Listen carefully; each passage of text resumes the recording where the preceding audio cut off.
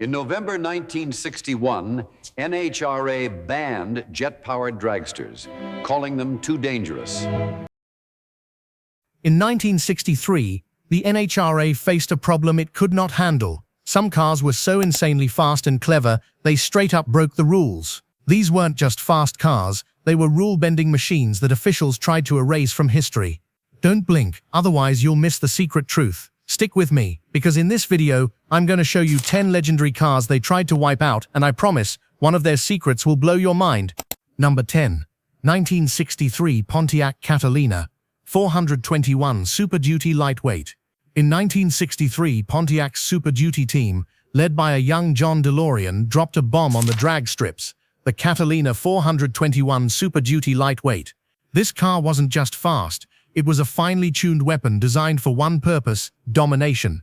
Built with lightweight body panels and a monstrous 421 cubic inch V8 engine, it could launch from 0 to 60 faster than most race cars of the era could even think about shifting gears. Famous drivers like Arnie the Farmer Beswick, Hayden Proffitt, and the legendary Mickey Thompson took this machine to the line, and the results were jaw-dropping. The NHRA, known for keeping races fair, had never seen anything like it. Officials tried to classify it, reclassify it, even put restrictions on it, but every tweak the NHRA made, the Catalina just crushed. It was too light, too powerful, and too clever, and that's exactly why it became a target for the rule makers. Fans remember the roar of the 421 engine echoing down the track, a sound that symbolized rebellion, and yet, despite the NHRA's attempts to erase its glory, the car's legacy only grew. Every time it hit the strip, spectators witnessed a perfect blend of raw power and precision engineering. The Catalina was more than a car, it was a statement that innovation and guts could beat bureaucracy every single time. And here's the kicker. Somewhere later in this video, you'll see a secret about this machine that even seasoned racers rarely talk about. That's the truth. NHRA didn't want you to know, and I promise, it will blow your mind. Number 9. 1962 Chrysler Max Wedge. The 1962 Chrysler Max Wedge wasn't just another car rolling onto the drag strip, it was a straight-up warning shot. Chrysler's engineers packed this machine with a monster wedgehead engine that breathed fire every time the driver hit the throttle. People at the track said you could feel this thing before you even saw it. That deep, shaking rumble? Yeah, that was the Max Wedge announcing itself. This car was built for one thing: win by any means necessary. It had lightweight body parts, a killer intake setup, and raw horsepower that punched harder than anything else in its class. When racers like the legendary SOHC and Martin put their hands on the wheel, the Max Wedge turned into a full-on drag strip bully. It blasted off the line so hard that competitors barely had time to react. And here's the real deal. The NHRA didn't know what to do with it. Every time the Max Wedge showed up, it blew past whatever class they placed it in. Officials kept shuffling rules, changing weight numbers, and moving the car into tougher brackets. But nothing worked. The Max Wedge just kept winning. Fans loved this thing. When it rolled up to the starting line, people leaned forward because they knew they were about to see something wild. The Max Wedge didn't cheat. It was just too well engineered, and that scared the rule makers. Instead of slowing down, its legacy only got hotter. Even today, old-school racers talk about how this machine forced everyone, even the NHRA, to level up. Number 8. 1972 Chevrolet Vega, Bill Grumpy Jenkins Pro Stock. The 1972 Chevrolet Vega, built and driven by the legendary Bill Grumpy Jenkins, was a game-changer in pro stock racing. Jenkins wasn't just a driver, he was an engineer, a builder, and a strategist all in one. He took the Vega, a compact and relatively unassuming car, and transformed it into a drag strip rocket that left competitors scratching their heads. Under the hood, Jenkins installed a small block engine that seemed tiny compared to the big block monsters of the day. But don't let that fool you. With precision tuning, lightweight modifications, and clever engineering, the Vega produced massive power while staying incredibly nimble. On the strip, it launched off the line with lightning reflexes, cutting down elapsed times and taking victory after victory. NHRA officials quickly realized this car didn't fit neatly into their existing rules. They had to reclassify it, tweak weight limits, and try to regulate its modifications. But every rule they threw at it, Jenkins found a way to work around. The Vega became a thorn in the side of the NHRA, feared, admired, and impossible to ignore. Fans loved it. People came to see the Vega run, expecting a small car. and instead witnessing precision engineering dominate bigger, more powerful machines. Every victory was a statement. Innovation, skill, and guts could beat brute force. Bill "Grumpy" Jenkins didn't just race cars, he changed how pro stock racing was thought about, and the 1972 Vega was his ultimate weapon. Number 7. 1968 Hurst Hemi Barracuda, BO29. The 1968 Hurst Hemi Barracuda, codenamed BO29, was a beast that shook the drag strip scene from the first roll.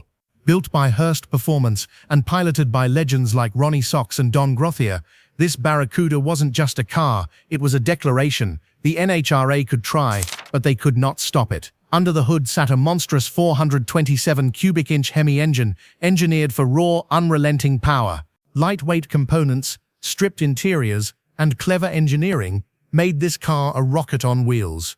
On the line, it jumped off like a coiled spring, leaving competitors far behind before the crowd even had a chance to blink. The NHRA tried to keep up, but the Barracuda laughed at rules. It dominated superstock classes so thoroughly that officials had to rethink classifications and weight restrictions. Every tweak meant to slow it down only highlighted the ingenuity of Hurst and the skill of Sox and Martin behind the wheel. Fans went wild. Watching this car launch down the strip was an adrenaline rush like no other. The Barracuda wasn't just a vehicle, it was a symbol of defiance, innovation, and sheer horsepower. Its legend grew faster than it could hit 60, and even decades later, old-school drag fans still talk about the BO29 as a car that forced the NHRA to rethink everything it knew about superstock racing. Number 6. 1964 Mercury Comet AFX, Caliente and Cyclone. The 1964 Mercury Comet AFX, including the Caliente and Cyclone variants, was an experimental nightmare for the NHRA and a dream for racers. Mercury, part of Ford Motor Company, pushed boundaries with these cars, testing lightweight bodies, advanced suspension tweaks, and engine modifications that made the Comet faster and more unpredictable than anything in its class. Dino Don Nicholson and Eddie Shartman were among the fearless drivers who pushed these experimental Comets to the limit. On the strip, the Comet AFX rockets off the line with a mix of raw power and pinpoint control, leaving the competition scrambling. It wasn't just fast, it was a masterclass in engineering ingenuity. Every race proved the Comet could outwit and outperform heavier, more traditional muscle cars. The NHRA found themselves constantly chasing it. These experimental builds were reclassified multiple times, yet every attempt to fit them into standard rules failed. The Comet didn't just compete, it dominated, bending the rulebook in ways officials hadn't anticipated. Fans adored it. The sight of a lightweight Comet tearing down the drag strip with ferocity captured imaginations and inspired awe.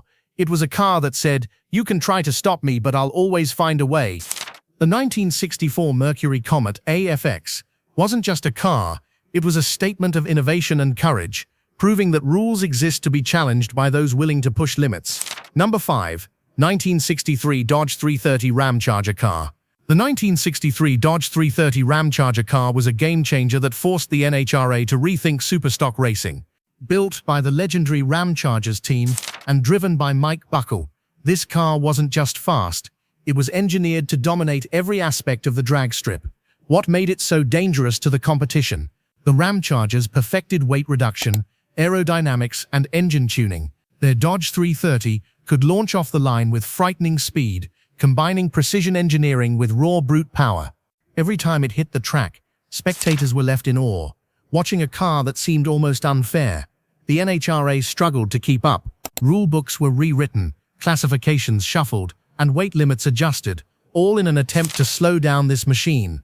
But the Ramcharger Dodge 330 had been designed with one goal in mind: winning. It was relentless, and no rule could hold it back for long. Fans loved the spectacle. Seeing Mike Buckle at the wheel of this engineered monster was a thrill unlike any other. The 1963 Dodge 330 Ramcharger car didn't just compete, it set a new standard for ingenuity and performance, leaving a legacy that still echoes in drag racing history. Number 4. 1969 AMC AMX Super Stock. In 1969, something wild happened in American drag racing. A company everyone underestimated. American Motors Corporation built a super stock weapon so sharp that even the National Hot Rod Association did not know what to do with it. This was the AMC AMX Super Stock, a car that proved the smallest kid on the block could punch harder than the giants. From the moment it hit the strip, the AMX looked different. Short wheelbase, lightweight body, and under that long hood sat AMC's screaming 390 cubic inch V8, massaged and tuned beyond anything AMC had ever released to the public. But here is where things get crazy.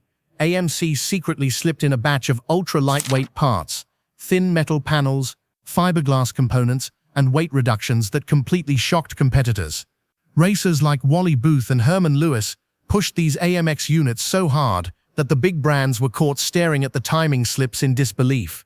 The National Hot Rod Association called AMC's tweaks an unfair advantage, not because the AMX broke rules, but because it bent every expectation of what AMC was supposed to be. This car showed up in Super Stock and instantly punched above its weight, knocking down established teams like it was nothing. Officials responded fast. Reclassification, weight penalties, parts restrictions, everything they could think of to slow the AMX down and balance the class. But even with hurdles thrown in its path, the AMX kept running strong, proving that raw passion beats corporate muscle when the right team gets behind the wheel. Fans loved seeing the underdog rise, and the National Hot Rod Association, they just wanted the AMX problem to go away. Number 3. 1975 Chevrolet Monza Pro Stock. In 1975, drag racing witnessed the arrival of a machine so clever, so ahead of its time, that the National Hot Rod Association had no idea how to stop it, except by rewriting the rulebook. This was Bill Grumpy Jenkins' Chevrolet Monza Pro Stock, one of the smartest and most calculated weapons ever built for quarter-mile warfare. The Monza didn't win because it was the biggest or loudest. It won because Grumpy Jenkins turned it into a science project on wheels. Jenkins studied airflow, weight distribution, and driveline efficiency, every tiny detail that most racers overlooked. Then he wrapped all of his ideas into a compact, lightweight Monza body with a stance so aggressive it looked like it was ready to pounce. The moment it left the line, people knew this car was different. Under the hood sat Grumpy's hand-built small-block V8, crafted with precision that felt almost surgical. Parts lightened in ways only Jenkins fully understood. His engine did not scream. It hit, sharp and angry, like it was launching a punch down the track. But the real secret weapon was the combination of the engine, the chassis, and the body size. The small wheelbase, the improved aerodynamics, the ridiculous weight advantage. Put together, they created a pro stock car that darted down the track with a balance no one else could match, and that's why the NHRA stepped in. Officials said the Monza's layout created an unfair competitive window. Fans said it looked too fast to be legal. Rival teams called it a rulebook nightmare. So what did the NHRA do? They changed everything. Wheelbase limits, chassis rules, body classifications, weight distribution formulas, all rewritten directly because of one man and one car. Grumpy Jenkins had proven that brains could beat brute force. His Monza was not just fast, it was strategic, calculated, and dangerously efficient. It was the kind of car that forced everyone else to evolve just to stay in the same league. Number 2. 1962 Chevrolet Impala 409 Lightweight. In 1962, Chevrolet showed up with a full-size car that moved like it had no right to. The Impala 409 Lightweight did not look like a drag strip killer. It looked like a Sunday cruiser your uncle might drive to church. But when you popped the hood or looked underneath, you realized Chevy had quietly built a rule-twisting missile. The secret was simple and totally shocking for its time. Chevy swapped the heavy factory steel for lightweight aluminum fenders, hood, bumpers, and several hidden panels that no one expected to be anything but steel. By doing this, they shaved hundreds of pounds off a body that was supposed to be slow and bulky. Suddenly, this huge Impala weighed closer to a mid-size race car. Now give that lighter body a fire-breathing 409 cubic inch V8, a motor already feared on the streets and the strip, and you get a matchup the NHRA absolutely did not see coming. Then step in Hayden Proffitt, the man who turned this sleeper into a nightmare for everyone else. His launches were so fierce that people thought the clocks were broken. The Impala did not just run fast, it made other teams wonder if Chevy had found a loophole no one else noticed. And honestly, they had. The NHRA officials watched the times drop and drop and drop. Rivals complained, fans screamed, but the officials? They cracked the rulebook open like a crowbar. They restricted the use of aluminum panels. They tightened the lightweight parts rule. They forced Chevy and every other brand to stop taking full-size cars and shaving them into secret weapons. The 1962 Impala 409 lightweight was never illegal. It was just too clever, too early, too dominant. And that scared the rule makers more than pure horsepower ever could. Number 1. 1967 Ford 427 SOHC Cammer cars. In 1967, Ford unleashed something so wild, so brutally overbuilt, that the NHRA did not just try to slow it down, they shut the door on it completely. This was the legendary 427 cubic inch single overhead Cammer engine, stuffed into Mustangs, Fairlanes, and even Galaxies.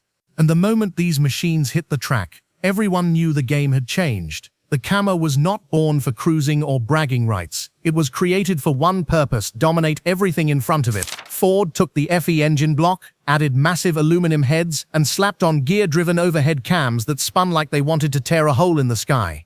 The revs were insane for its time, the power curve was almost unfair, and the sound, sharp, angry, mechanical, like a giant metal bandsaw cutting through the air. Drivers like Connie Caliente and multiple Ford factory teams pushed these Cammer-powered beasts so hard that competitors felt like they were racing two different eras of technology. The Mustang and Fairlane Cammer cars did not just win, they steamrolled anything sharing the lane. Rumors spread fast: nothing can touch the Cammer, it is too advanced, it is breaking the class. And honestly, none of those people were wrong. The NHRA watched the results roll in and panicked. They realized that if they allowed the Cammer to stay legal, every other brand would be stuck in a losing fight. So they made one of the most controversial calls in drag racing history. They banned the engine from most major classes. Not the car, not the teams, the engine itself. That is how serious the threat was. Ford racers were stunned, fans were furious, but the rulebook closed the door, and the Cammer became a legend. Not just for its speed, but for being too much, even for professional drag racing. Yet the legacy survived. Every time someone talks about the most feared power plants ever made, the 427 SOHC Cammer stands at the top, loud, violent, brilliant, and untouchable. And just like that, we have traveled through a hidden side of drag racing history, a side the NHRA never wanted to talk about openly. These were not ordinary machines. They were rule breakers, class shakers, and record destroyers. Cars so wild that the officials had to fight them, contain them, or erase them just to keep the sport from breaking apart. From the lightweight tricks of the 1962 Impala, to the brainpower masterpiece of grumpy Jenkins Monza, to the underdog fury of the AMC AMX, all the way up to Ford's insane 427 SOHC Cammer buck. Each one changed drag racing in a way that could never be undone. And remember that promise I made at the start, that somewhere in this video you would hear a truth most fans never get to learn? Well, here it is. Drag racing was never just horsepower versus horsepower. It was always a chess match, engineers pushing technology forward, and the rule makers scrambling to keep the game from exploding.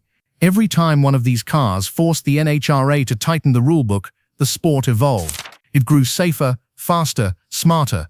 These erased cars did not disappear, they became the blueprint for the future. So if you enjoyed this journey into the forgotten battles of the strip, hit that like button, drop a comment telling us which outlaw machine shocked you the most, and subscribe to Regal Rides for more stories the history books left behind.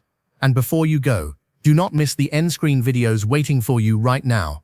If this story grabbed you, those are going to pull you even deeper into the world of legendary cars, hidden rivalries, and the machines that shaped America's racing soul. Thanks for riding with me. See you in the next one.